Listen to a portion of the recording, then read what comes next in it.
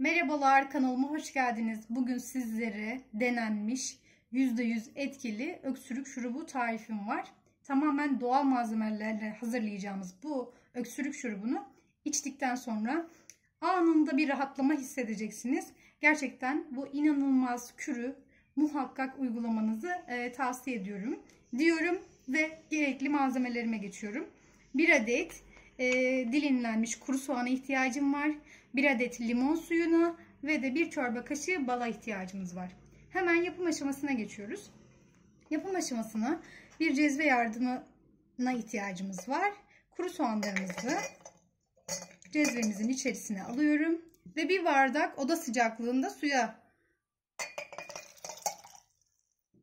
ilave ediyorum ve yaklaşık kaynayana kadar 10 dakika kadar ocakta kaynatacağız. Yaklaşık 10 dakika sonra cezvemizi ocaktan aldık ve soğanlarımız rengini bıraktı. Şimdi bunu şöyle süzmek istiyorum.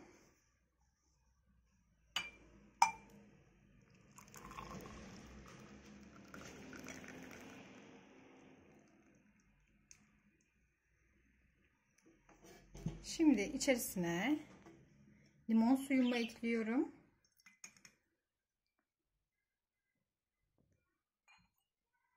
Şöyle bir karışım sağlayalım. Şimdi yaklaşık 5 dakika kadar bu şekilde tamamen ılıyana kadar bekleyelim. Şimdi artık ılıdı, balımızı ilave edebiliriz. 1 çorba kaşığı kadar şöyle balımızı karışımımızın içerisine aktarıyoruz ve homojen bir karışım elde edene dek karıştırma işlemini yapıyoruz. Çocuklarınıza, yaşlılara güvenle içirebileceğiniz çok etkili bir kürdür. Tüketimi ise arkadaşlar günde 2 kez olmak üzere 2 çorba kaşığı içebilir. Diğer kalan kısmını da buzdolabı kapağında kapalı bir şekilde cam bir kapta muhafaza edebilirsiniz. Gerçekten etkisi inanılmaz. İlk içtiğiniz andan itibaren gösterecektir. Muhakkak denemenizi. Denedikten sonra faydalarını ya da fayda sağlamadığını yorum kısmında benimle paylaşırsanız çok memnun olurum. Kanalıma abone olmayı unutmayın. Hoşça kalın.